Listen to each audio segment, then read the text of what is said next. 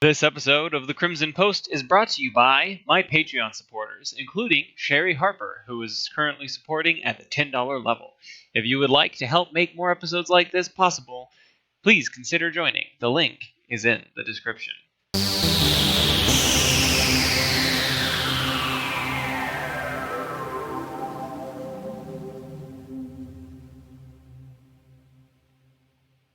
Salutations, and welcome to the Crimson Post, where we talk about movies, science, video games, and more. I'm your host, the Crimson Gentleman, and today we're talking about the Joker. Now, normally, there will be other topics aside from the main one, but in this, the inaugural episode, our primary focus is going to be the Joker movie itself. I've been a fan of the Joker basically as long as I can remember. I grew up on the Batman animated series, and so that's really where I know him from. My favorite version of the Joker definitely is Mark Hamill's version. I feel like he nails the voice. The outfit is fantastic. The way he's animated, the emotions, everything about him. There's never been, really, a version of the Joker in live action that has really done that version of the Joker justice. There are quite a few differences between the animated series version of the Joker and a lot of the portrayals in the comics. But I've always felt like the animated series gets the spirit right, where it does have a lot of limitations for what it's allowed to do because it is a children's television series. They still get the spirit of the Joker, his mentality, a lot more accurate than a lot of versions of the media, including a lot of the comics. There are quite a few of them where they try to make the Joker seem edgier or more overt about it, as if he understands his own edginess. And that's something that I normally do not appreciate. It doesn't come across correct for me. It doesn't have the spirit that I like about the Joker so much. It just starts to blend in more with other types of villains, or even just it starts to blend with other types of villains. More mediocre villains, more standard villains, really. The problem I have with a lot of the interpretations, and I guess really we can just go one by one through all the versions of the Joker in live action. So there have been 5 live action portrayals of the Joker. There was Cesar Romero from the Adam West Batman TV series and the Adam West Batman movies. Cesar Romero's version of the Joker definitely fit the series. It definitely fit the time. It fit more in line with the version of Batman that was being portrayed in the comics at the time. Everything was a lot sillier, a lot more campy. This was after DC and comics in general really came into... They got in a lot of trouble for being too mature from before that. When the Joker first debuted, he really was a psychopathic murderer. He had very violent tendencies, but then they cartoonized all comics in general because they were seen as something that kids were supposed to enjoy. And because of that, the way this happens a lot, this happens with video games too, even still nowadays sometimes, because it's seen as something that is inherently targeted towards children, people thought that it was bad for it to have such mature themes, which is, quite frankly, ridiculous, since pulp comics really started out with horror and dark, violent horror as their main topic. these pulp comics used the violence. That was the medium that the stories were being told through. So comics from the beginning have had these sort of mature themes as their basis. This is what they grew out of. But at the time, this was seen as being highly inappropriate. It wasn't considered right, considering it was for children. And then this carried over, especially to television in the 1960s, because everything was supposed to be family friendly. It was a family friendly program. And so, with keeping that in mind, Cesar Romero actually did a very good job. I've always liked his version of the Joker. I really liked the Batman movie, the Adam West Batman movie. And I was a lot of fun. He was silly and over the top, and not the best portrayal of the Joker. Not the best it could have been. It wasn't done as good as it could have been, but considering the limitations, it was almost perfect. The suit is flashy and over the top. It's a very nice purple. He's actually dressed up. His hair is very green. Now, of course, as most people who are fans of these topics know, Cesar Romero did simply paint over his mustache. He wasn't willing to shave it for the show, but it's not super noticeable and doesn't really detract from the character. He definitely came at the role with 100% of his effort. Just like it seemed basically everyone in the show did.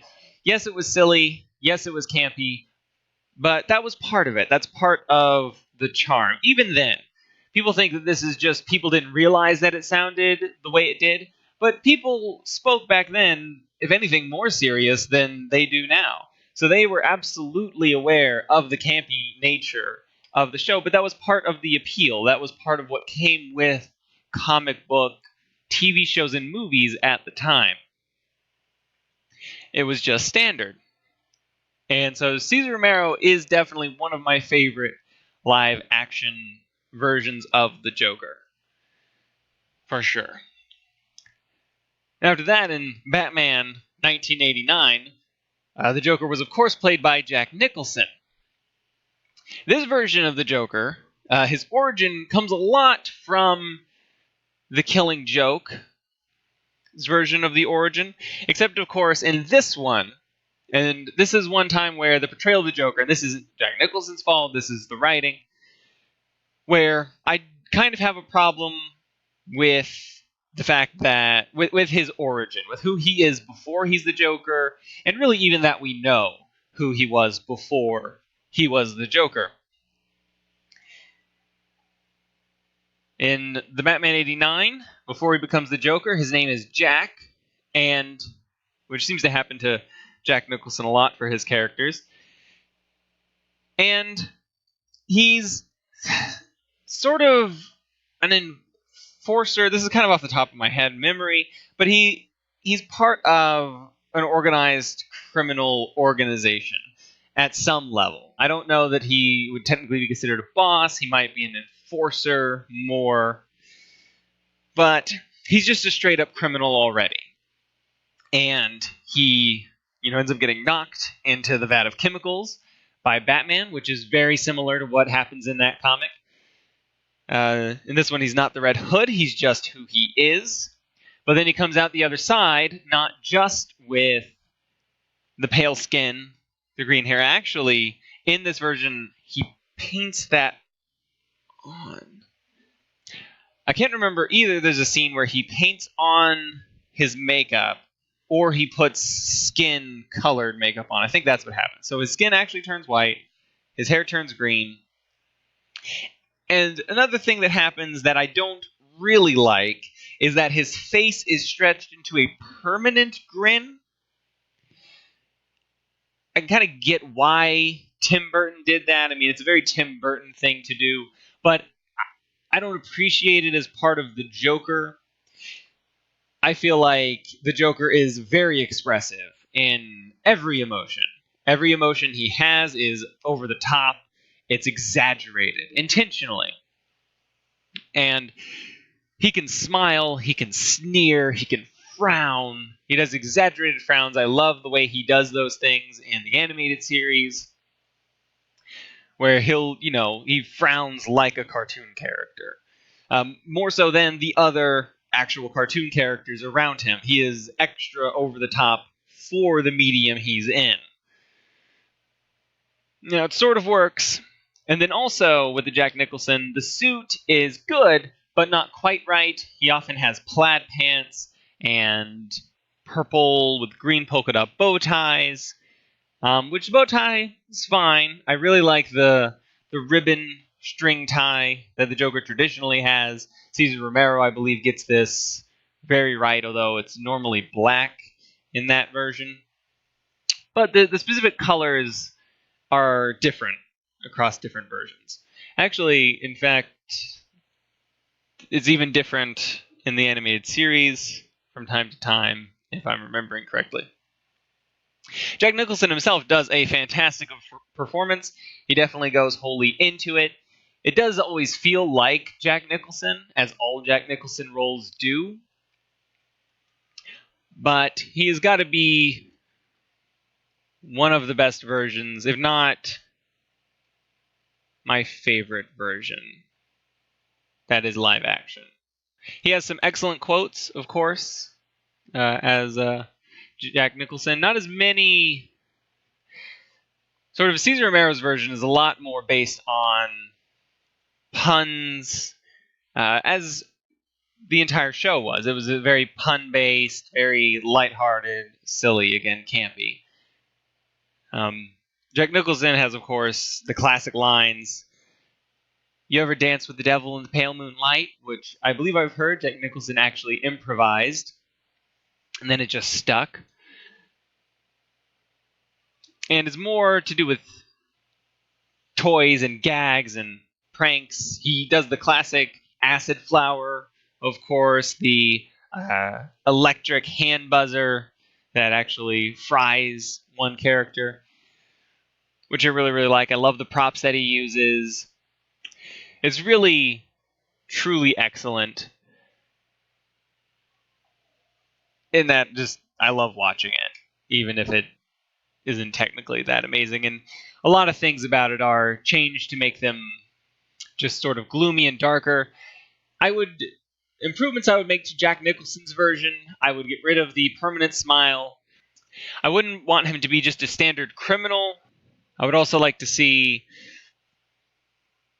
bigger contraptions, more planning, sort of more of a show of the intelligent side of the Joker. And the bringing up of the quintessential problem between the Joker and Batman. Does the Batman kill the Joker to stop him from killing the people, sacrificing his own morals, or does he continue to let the Joker live? Comic book movies have, for a very long time, especially since the 80s, killing off their main villain at the end of the movie, making it where they can't come back later. This has been something that's always bothered me. I would have always loved it if the Joker could have come back in one of the later Tim Burton movies again, to wreak some havoc. After him, of course, is Heath Ledger from The Dark Knight. A lot of people really love Heath Ledger's version. I really didn't like it at first. From when I first saw the photos from before the movie even came out, I remember I didn't like the makeup. I didn't like the way it looked. I didn't like how messy it was. To me, the Joker is very clean cut. He's very well put together. How well put together he is sort of belies the potential violence within. And I think, personally, how well put together he is actually makes him scarier than this sort of messy, scarred, tattered-haired, oversized suit almost kind of Joker that we get in The Dark Knight. After having watched it later in life, I've definitely come around to Heath Ledger's Joker a bit more. I still think it's a terrible portrayal of the Joker as a character. He is very little like the Joker himself in his manner. One thing they do get right with Heath Ledger's Joker is that he is brilliant. It's not made obvious in the movie, or it's pretty obvious, but it's not stated, which is good. Show don't tell. But even the first time around, you may not even realize how much of this he has planned. The makeup, the hair, maybe even the scars, it's all a ruse. It's to make people think that he is messy and chaotic and unpredictable and not to be trusted, which he isn't to be trusted, obviously. But it's to give the person looking at him an impression he wants them to think, so they don't realize how many steps ahead he has planned. Like, he actually manages to completely dismantle the organized crime in Gotham single-handedly. He stages the bank heist to show them that their bills are marked. He gets them all there. He busts in on their room after they've panicked about it now. He gets them to trust him. He gets Lau, he predicts, will leave. Batman, of course, will bring him back. He gets all of their money, burns it. Now they don't have anything left. They're basically completely wrecked. And from there, he goes basically to take out Batman, to get rid of him. One thing about the Joker, Heath Ledger's version of the Joker, is that he actually threatens innocent people. I have to watch it again to be sure of this, but I don't think he actually harms anyone innocent directly. And while they do get the brilliant side of him correct, again, the way he presents himself is very different from the way the comics version of the Joker presents himself. I feel like no matter what, you could say that Heath Ledger plays a fantastic villain in this, but there are arguments to be made that it's really not the Joker. It could be a different villain. I have very similar complaints about Bane in The Dark Knight Rises. It's not really Bane at all. I think Bane is definitely a much, much worse representation than Heath Ledger's version of the Joker. That version of Bane, the only thing that really connects him is that he breaks Batman's back. That's just about it. You know, the quarrel that they have with each other is surface level, similar, but his motivations, the way he looks, kind of the things he's capable of, the methods he uses, are all very different. And now I'm not saying I necessarily want a luchador a luchador wrestler portrayal of Bane. That's not necessarily the case. I think they did a very good job in the Arkham video games. I would really like, and I get it's supposed to be a more realistic version of Batman. I wish we could really just do it right once, though. Even in the 89 version of Bane, not the 89 version of Bane, but the Tim Burton version of Bane was not that good because he was stupid, couldn't even speak. And that's not an accurate portrayal of Bane either, because he is intelligent and calculating as well as impressively strong. I do wish that they would have had some amount of venom in there.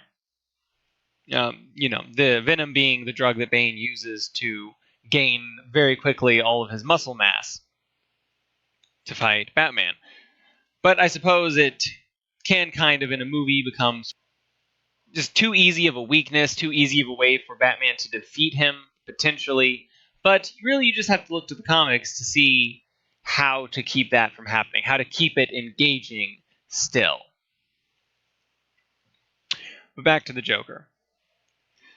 Heath Ledger's version of the Joker, very, very good.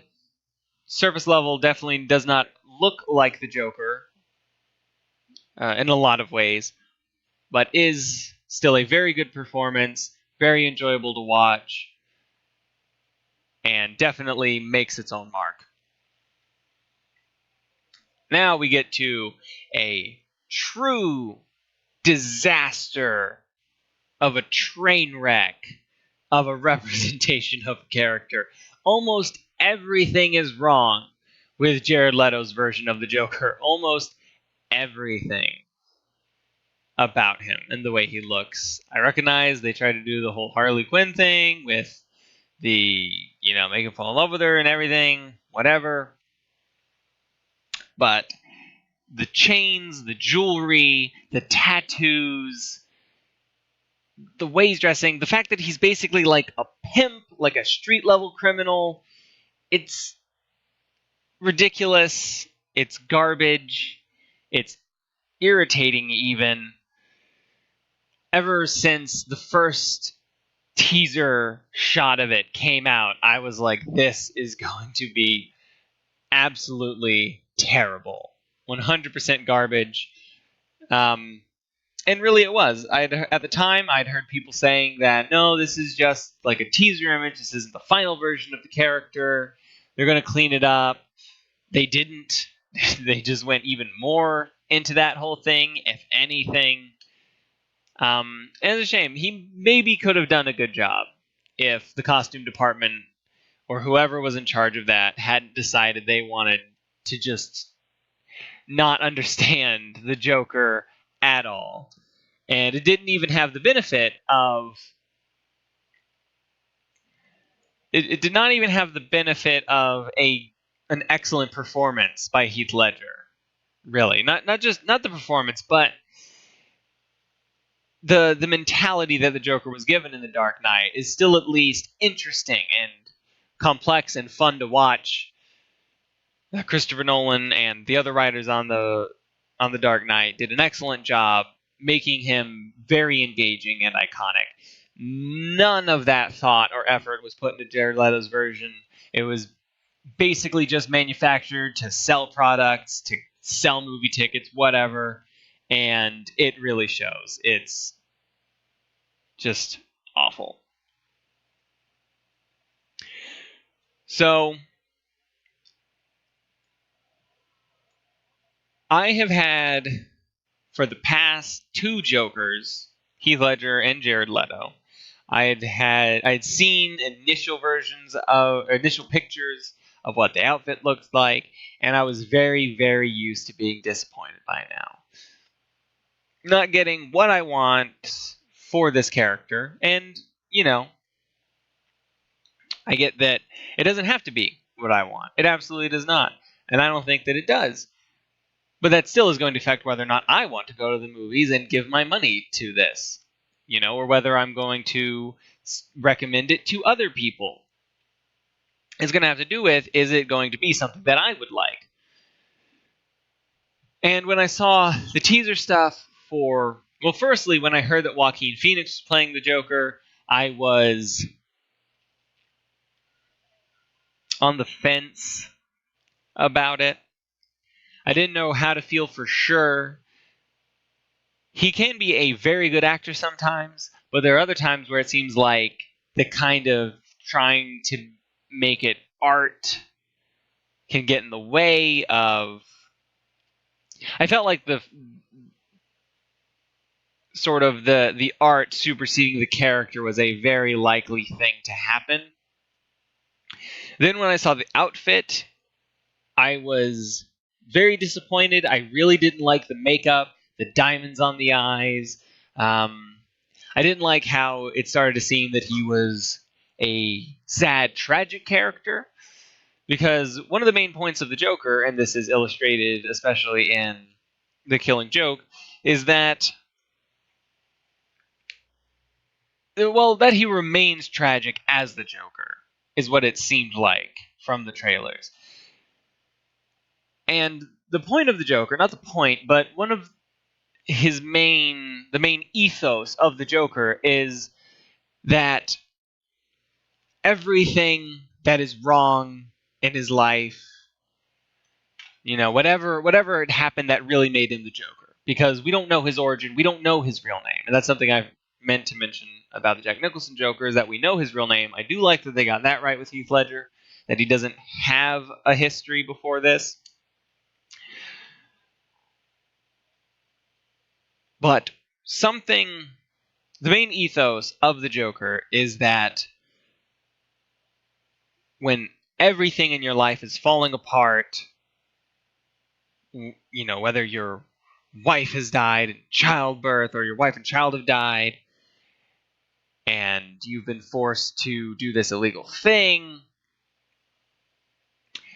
when everything has been taken from you, instead of wallowing in misery, you can just take the back door that is insanity and be free from it all. Realize that nothing truly matters. This is sometimes, in relation to the Joker, referred to as super sanity. Some people get confused now that his super sanity is the fact that he knows he's in a comic book. Most versions of the Joker, I don't think, know that he's in a comic book, but almost every version of the Joker is what could be called super sane. And what this really is supposed to mean is that the Joker is so sane. He's sane to the point that it seems callous. It's far too logical. It's logical to the point that human life doesn't matter to him because there's no logical reason for it to matter. It's that idea of super sanity. It's the idea of somebody who thinks about the world purely logical, purely numbers, and because of that has determined that nothing really matters. It's all meaningless. It's all just going to end anyway. What even comes after, none of it matters. That's sort of the idea. And now that's not how, he doesn't behave like somebody who thinks like that, but that's sort of the justification for why he feels no remorse about killing any of these people. They don't matter. Who are they? They're no one. Not to him, not to anybody, not really. Whereas for Batman, of course, he believes that all of these people should be saved. Batman and the Joker are really they're really a mirror of each other, because they both have something horrible happen to them. Absolutely terrible. They both have the most important people in their life taken from them, at least if we believe the Killing Joke version of the Joker's origin, which the Joker himself has said that if he has to have a history, he preferred be multiple choice, which is to say that don't believe any of them. But if we're to look at this as his most accepted origin, they both have the most important people in their life taken from them, and they both have exactly opposite reactions to it. Batman dives into his regret, his wish that no one would ever have to go through this ever again. And so because of that, he trains incredibly hard and makes it his life's mission to stop that from happening to as many people as he possibly can.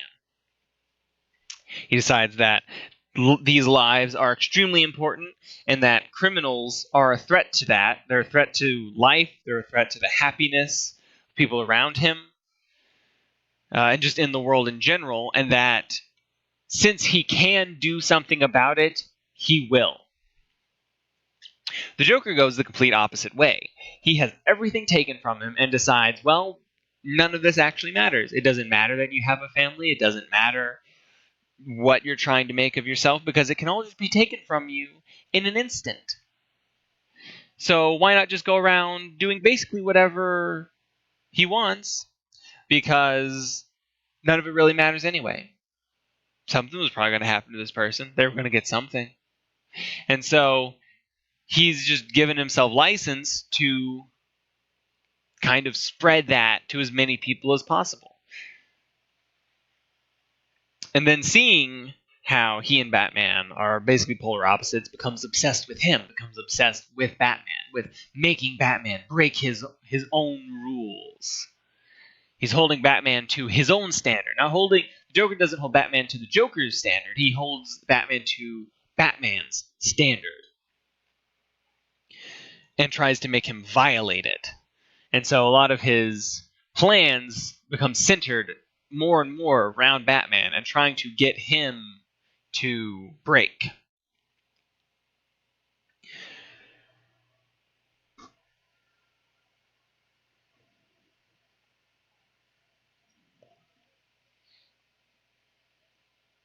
So that's the central idea of the Joker. And so because of that, I didn't like that it seemed like he was going to be an especially sad character. I didn't like the makeup. The suit was off color a bit, but pretty good, I thought. You know, it was a brighter shade of purple. And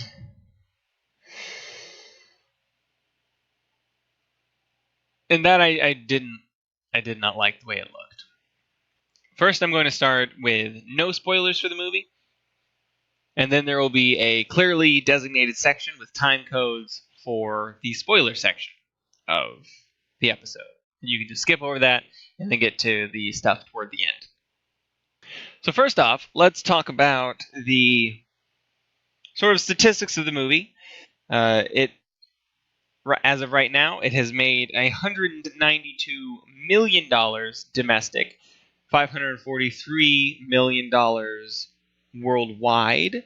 It had a budget of $55 million, so it's made back its money and more, depending on how much of that goes to advertising. They're always very sort of shy about just how much they spend in advertising, because they don't like people to know just how important it is to them. It's usually quite a lot. But even if it were twice as much as the movie itself, it's still well more than made that money back. So the movie itself is clearly successful because it got more money out of it than was put into it. It also has a 68% critic score on Rotten Tomatoes.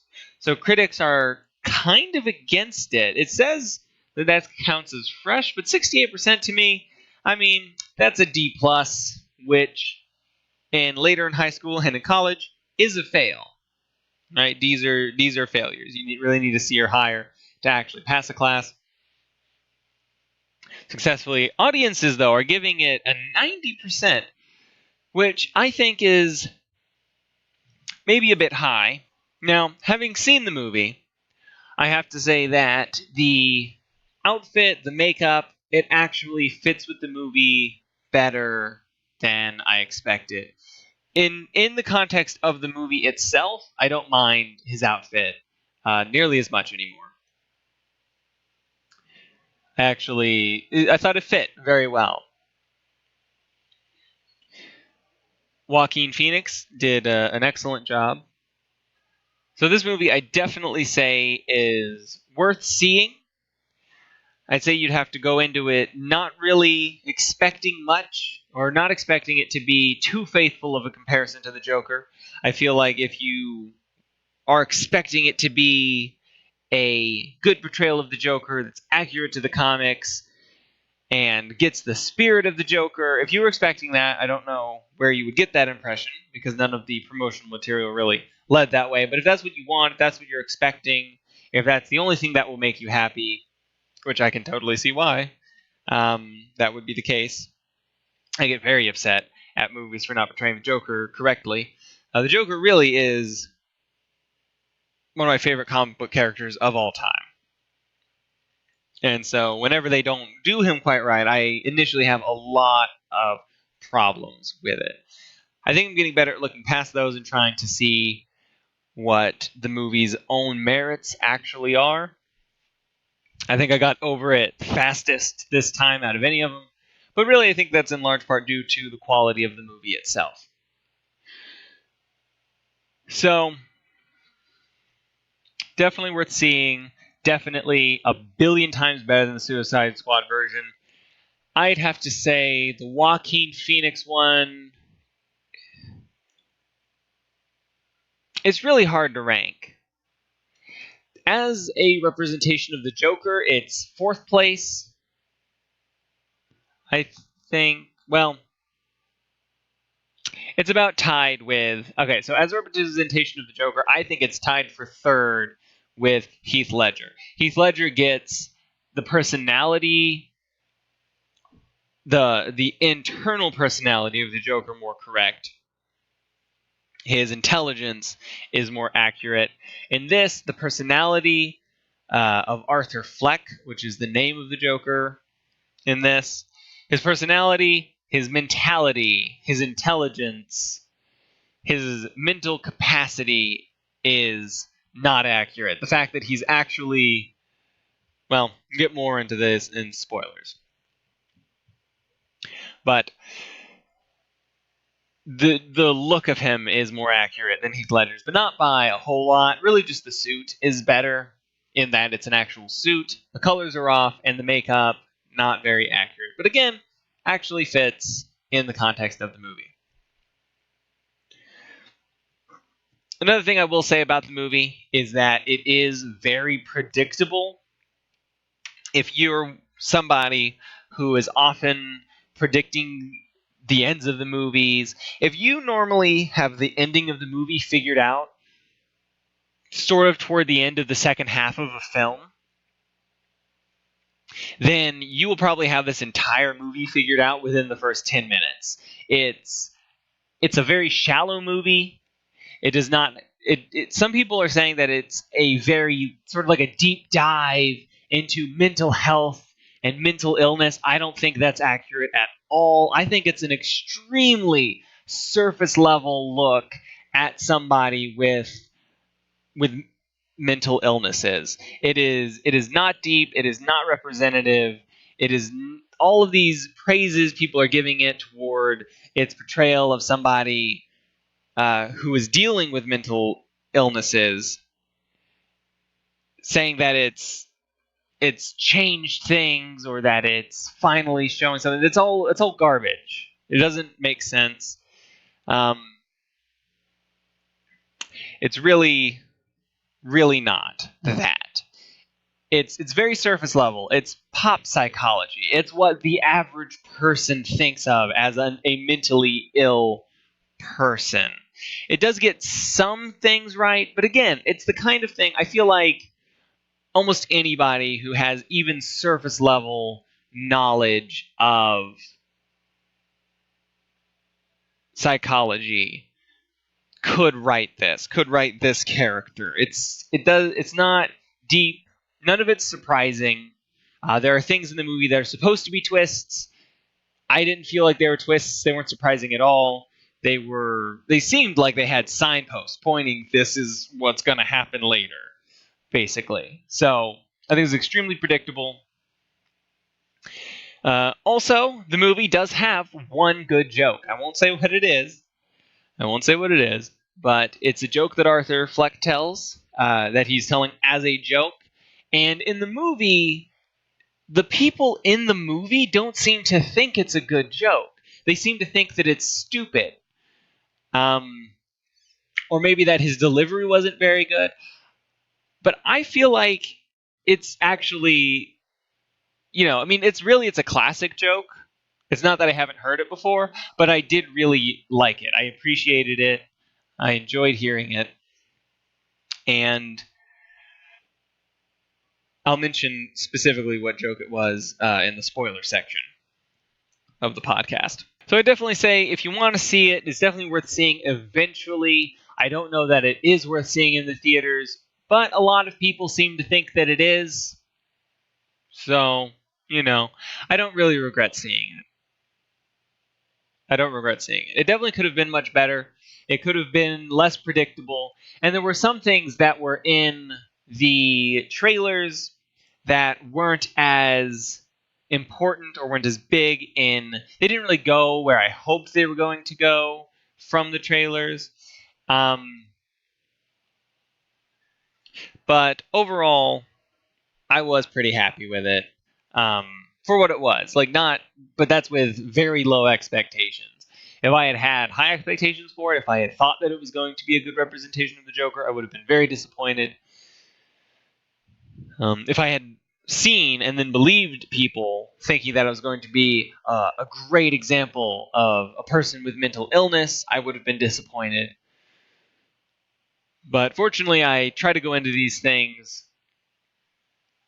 with as few preconceptions as I can, or as low expectations as I can. That way, it doesn't have to do very much to make me happier than I thought I was going to be.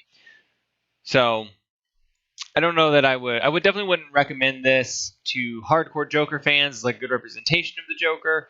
But if you look at this as just a movie that is kind of interesting, then I would say it is worth seeing. Again, not incredible, not amazing or deep writing, but it was at least enjoyable. It was a fun ride. So now we're going to be getting into the spoilers section of the movie. I'm going to go basically from the beginning of the movie all the way through to the end, more or less scene by scene, kind of describe what's going on, what I thought of it, how it felt. So the movie starts out, he's, in front of his mirror at his job, it turns out, which I didn't get from the trailers. And he's, morphing his face with his hands into, smiles and things while clearly not actually feeling it. Gives you the sense right off the bat that he is unstable and he's really already really far down the rabbit hole. I did like that he is basically a professional clown. That's what he does. He works for random stores and things like that. Just being a clown. I thought that was kind of interesting. You don't really see a lot of that.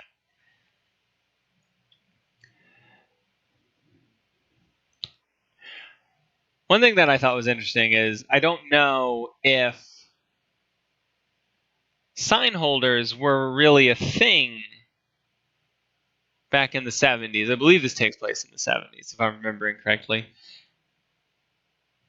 And it did feel kind of weird. Sign holding and the flipping and everything feels like a fairly modern thing, but that isn't necessarily the case. It may have just had sort of a lull, or I just didn't really notice it. And then once I started noticing it, seemed like it was everywhere, or the internet really brought my attention to it.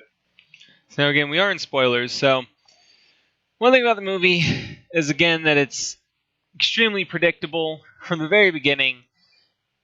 It basically, from the very beginning, I kind of just felt like nothing was trustworthy, that we were in the seat watching from the point of view of an unreliable narrator. The movie just has that feeling to it. Everything feels questionable, where you don't know what's real. You don't know what he's actually seeing that's real and what his mind is inventing for him. So you see him laughing a whole bunch to himself. Throughout the movie, he has a disorder where he laughs at inappropriate times. I forget what that is called, or if he has specifically that, but he clearly, whenever he feels under a lot of stress, he laughs. Which, again, I get why, because it's almost like they're trying to make this a realistic version. From the mental side, what mental state would a person have that would be similar to the Joker? I do like that his counselor is really not that helpful for him. I feel like that especially was true during the 70s. That can be a lot of the times true now, that therapy that therapy and therapists often won't help people who actually need it, because a lot of people don't really know what they're doing or how truly to help these people, and a lot of times they don't really care about them. She's almost just like suspicious and accusatory. She doesn't feel accepting or welcoming at all, and that probably has a lot to do with the fact that she's sort of a psychologist that's there to keep tabs on him. It seems like he was in jail at some point or was almost in jail, and so she's there to check on his mental state. He has to report to her every so often for her to be part of some kind of conditions of parole or something similar. After that, he's shown on the bus, making faces at children. The scene does a good job of showing how, even though he will have really good intentions, other people will be cruel to him or not understanding, and then this will put stress on him, which will cause him to laugh, which will then make him seem even worse, even stranger, which just reinforces the way that they behave.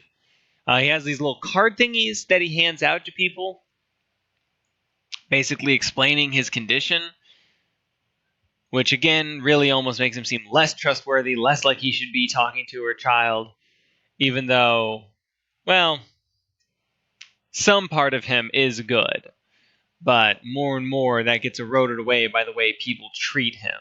And that's kind of the main thing. The thing that the movie does best when it comes to portraying him and how he feels is the feeling of isolation, of abandonment, the feeling that everyone is against him and that he doesn't have anyone really to turn to or trust other than, well, his mother.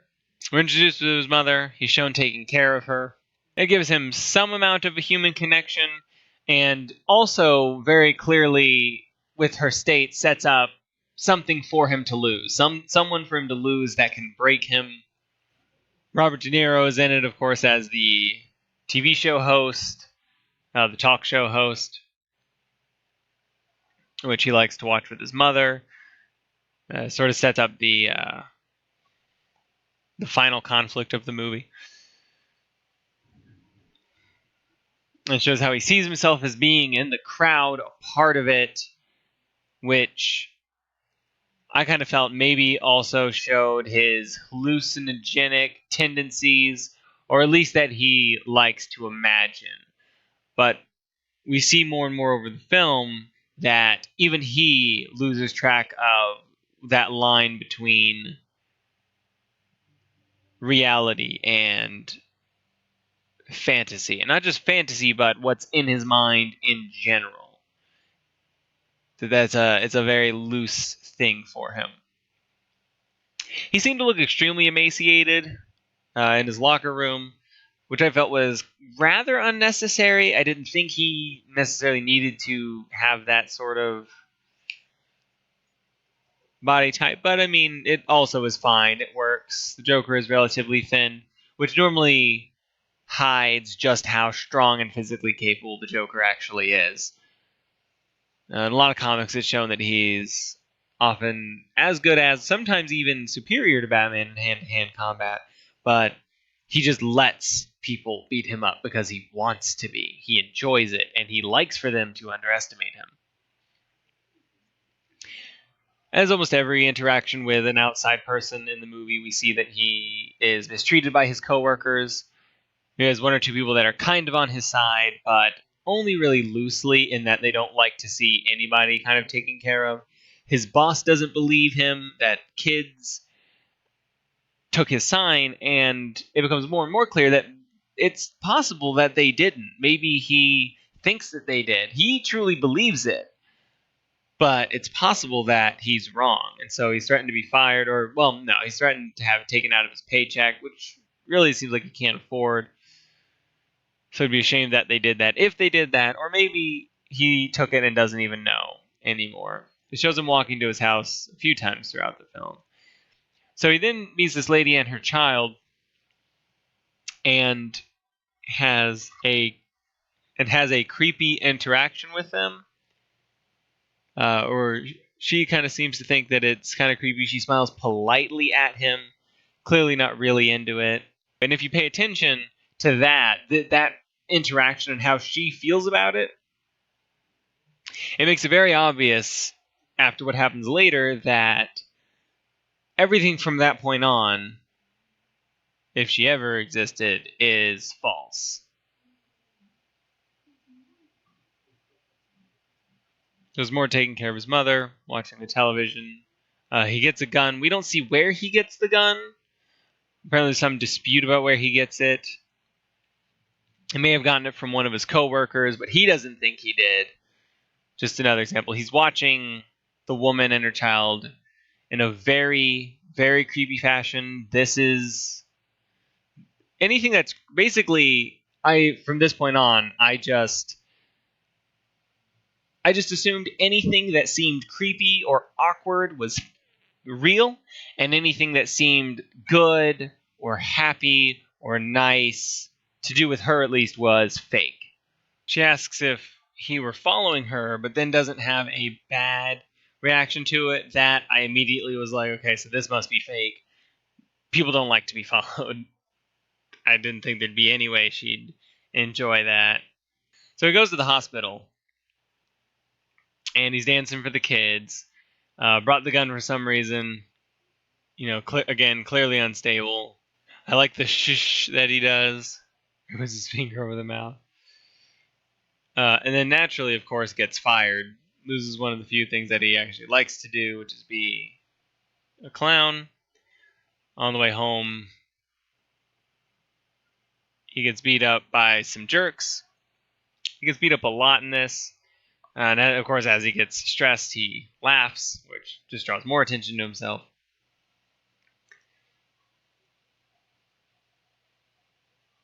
And then ends up killing the three of them, which is nice. It's it's kind of self-defense. It's a logical way to have his first life taken, is that he felt threatened. Eventually, of course, his mother reveals, like, oh, Thomas Wayne is your father. And immediately, I'm like, okay, so he definitely gets it from his mother. His mother has issues as well. Because, of course, that's not true. Now, he's then at the comedy club, and the woman is there with him, which, again, is obviously fake. There was never a conversation like, hey, like, oh, picking you up or anything. She doesn't have a sitter. She's just there. His mind has just inserted her there to make him feel less alone, feel like he has support, give him the confidence to go up there and try to tell the jokes. And then his mother ends up having to go to the hospital, so he starts to lose the only real thing that matters to him. So then on the television in the hospital, he sees on Robert De Niro's show the clip of him. He's honored by this, even though they're clearly making fun of him. He then tells the one good joke in the movie that I actually really like. Again, it really is a classic joke. It's not made for the movie or anything. It's probably not even original to him in that movie universe.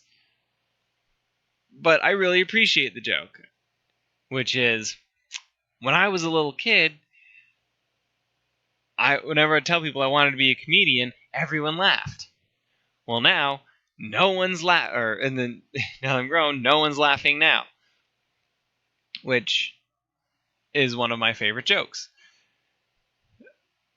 because it's, of course, it's a self-deprecating joke. It's completely ironic. The joke is in himself admitting, that you're not a very good comedian. Like that's the joke. Which, again, Robert De Niro just makes a face at. But, and he says, oh, you can say that again, pal, but, like, that's the point of the joke. Like, that's the point of the joke. He's just making fun of the point of the joke. So I don't think that's a very good example for him to make fun of, because it's actually, it's a decent joke, especially since, he's just a starting comedian. I think it's kind of weird how he accidentally starts a movement. It really raises questions about the state of the world in this universe that him killing 3 rich people would start a movement. So everything, of course, is revealed that, oh my gosh, he wasn't really with her at all, which is not a surprise, of course. Not really a surprise at all.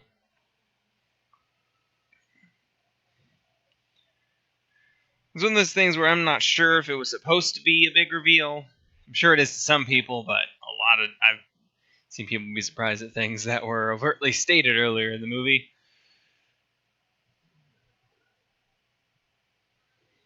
So I'm sure it got some people, but I think most people probably saw this coming a long time before, and I think you're probably supposed to. I don't think it's supposed to be that much of a shock. He's clearly unhinged the entire time. Kills his old co-workers. I mean, he's really bound to get caught at any moment. He's just killing basically everyone he knows. Everyone who knows him is just disappearing over time. He then gets all dressed up, goes out as basically as the Joker for the first time. He's really only the Joker for like the last 20 minutes of the movie. He dances down the steps. Makes it on the set. There's the one sane guy who's like, should we let this guy on in clown makeup? I mean, there's all these people dressed up as clowns and like attacking people. Is this really good to have on the show? Like the one sane guy. Like no one checks him for a gun. No one makes sure he's not a radical. No one even thinks this might be a bad idea. Except that guy is the one guy who had some common sense. Robert De Niro proceeds to just continually poke and prod this clearly unstable gentleman and just make him angrier and angrier and angrier. Even after he admits, yes, I killed those people, he just berates him. And I guess I get that, he's got to show that he doesn't support it on the show. But man, is he stupid about it. One thing that I do really like in the movie is that he just shoots him. He pulls out his gun and he just shoots him. So often in movies, the guy pulls out the gun and waves it around and threatens people and waits to get tackled. I really appreciate that he doesn't do that. He just takes the gun, pulls it out, and bam, and it's done. And then everyone's running around screaming, and he's just happy with his work, with what he did. That is possibly one of the most jokery moments in the film, is that he just pulls out the gun and shoots the guy, and it's done. And just shoots him right in the head, and it's over.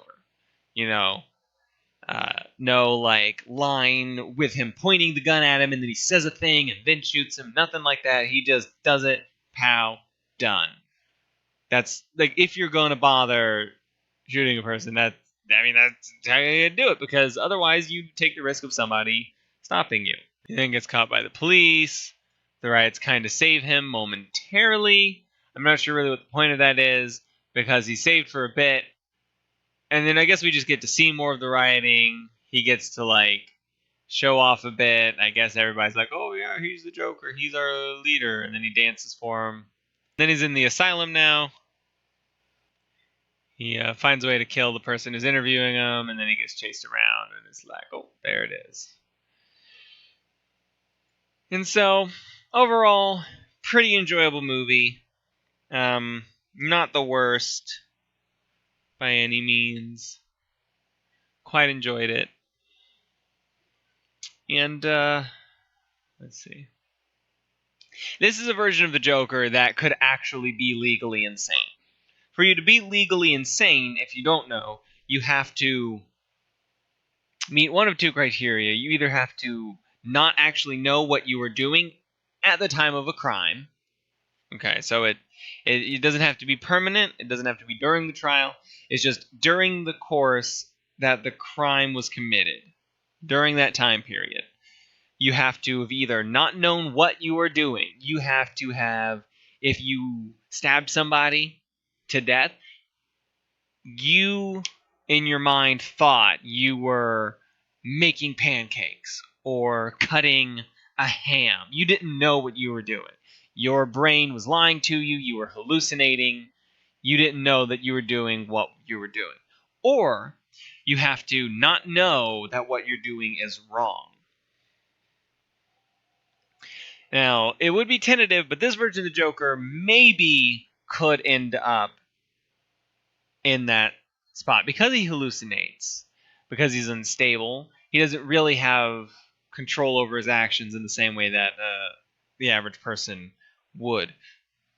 So that the insanity defense might actually potentially work for this version of the Joker. Normally, the Joker knows what he's doing, he knows that it's wrong, and just doesn't care. He's not really legally insane and would or should end up somewhere else, not in Arkham. But it's comics. Things work differently there, and he's clearly insane with the way that he acts, the things he does.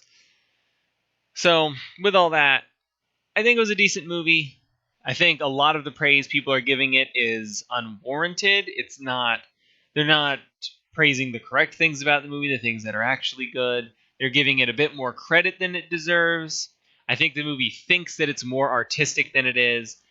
So, yeah, pretty good. So, I think that's basically everything I have to say about this movie. In short, better than I was expecting. Not that that was difficult to do. And overall, worth seeing. But definitely not even a decent portrayal of the Joker. Not really. Not as to be an accurate counterpart to the comic book version of the Joker. So, having finished that, I'm going to move on to another segment of the show. This is going to be the ending segment of the show every episode, and it's called Crimson Conundrum.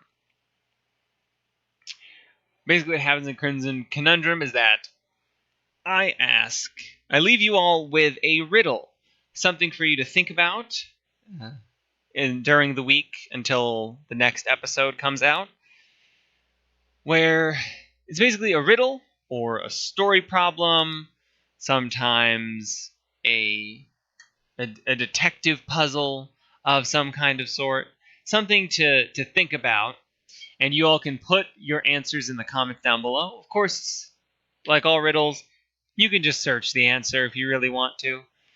But, where's the fun in that? I love riddles, I love puzzles, I love doing them. So I'm going to ask you the riddle, and then you will get the answer to the riddle at the beginning of next week's episode. There was no answer at the beginning of this episode because this was the first episode, so there was no riddle to precede it. So, without further ado, this week's riddle is Murder on a Sunday Morning. Shauna was killed one Sunday morning. The police know who they are going to arrest from this bit of information. April was getting the mail. Alyssa was doing laundry. Reggie was cooking. Mark was planting in the garden. Who killed Shauna, and how did the police know who to arrest? So that's your riddle. That's what you have to figure out. I'm trying to make it fairly easy for the first one. Some of them are going to be harder. Some of them are going to be easier. I'm going to be using some really hard ones sometimes. Figure I'd start out fairly easy this time. Hopefully you all enjoy this. You can think about it. Try to solve it. I bet you can if you just give it enough time. And really, the great way to learn how to do riddles is just by doing them. So even if you don't think you're very good at riddles, even if you've never really enjoyed them or they're not really your specialty, thinking about them, just giving it a go, looking at the information, trying to organize it, even if you don't come up with the answer, it's still a good exercise. It's good for your mind, and you'll get better at it over time. It really is an acquired skill. Some people sure might take to it a little more naturally than others, But I think, for the most part, it's just a matter of learning how to think about riddles, how to think outside the box, lateral thinking, breaking down information, categorizing information, paying attention to small details that you might not think are important. So, with that, we've basically gotten to the end of the show. Please, if you feel like it, again, this was sponsored, basically, this is brought to you by my patrons on Patreon. You can go to my Patreon at patreon.com/thecrimsongentleman, all one word, of course, as URLs work. And you can also find me at my social medias on Facebook, The Crimson Gentleman, on Twitter at The Crimson Gent, because they couldn't fit the whole gentleman there. There's also a Discord link in the description if you want to hop onto my Discord. And you can also find me on Instagram at The Crimson Gentleman if you want to look there. So I'm on most of the social medias, and I'll be getting on more over time as well. If any of you want me to be on any other social medias, let me know in the comments which ones you like to use and why. And also, please do comment down below. Let me know what you thought of the episode. Let me know what you thought of the Joker. What did you think about it? How did you feel? What did you think about it before you saw it? How did that affect how you saw it? Also, I really want to have more audience interaction with you guys. Obviously, that was difficult to put into this episode because, again, it's the first episode. But from here on out, I'd really like to take comments from you, talk about them. You can tell me what you thought of things afterward. And in the future, I'm going to start telling you guys on my social medias what the next episode's going to be about, so you can tell me in advance what you thought of the movie, and I can read them on the podcast. We can talk about it. We can have the discussion that way. Sort of have a little bit of a back and forth there. So, for example, if my next episode were going to be about Suicide Squad 2, which it won't be, that's not coming out for a while or whatever, but say I would tell you on social media, on Facebook, hey, the next episode is going to be about Suicide Squad 2, so any of you who get to see it before that episode, you can send me messages on Facebook, on Twitter, on Discord, and I'll take those comments and I'll read off some of them on the show. So, with that, thank you all so much for watching. If you enjoyed, please let me know. You can hit the like, you can hit the dislike. Let me know what you thought of this episode of the podcast. If there's anything you think I could add or do differently, if there's anything that you think I should be doing, any other kind of audience interaction you think would be a good idea, we can do polls and things like that. At some point, I want to start getting you guys in on it while I'm recording it. That would probably be on Discord. Have live comments in the recordings, and then the recording will go up. So, we'll see where we go from here. Sky's the limit, really. So, again, thank you all so much for watching. I really, really hope you enjoyed it. Please come back for the next episode. It's going to be uploaded next week. Probably on Monday again. So, I'll see you all on the next episode. So long.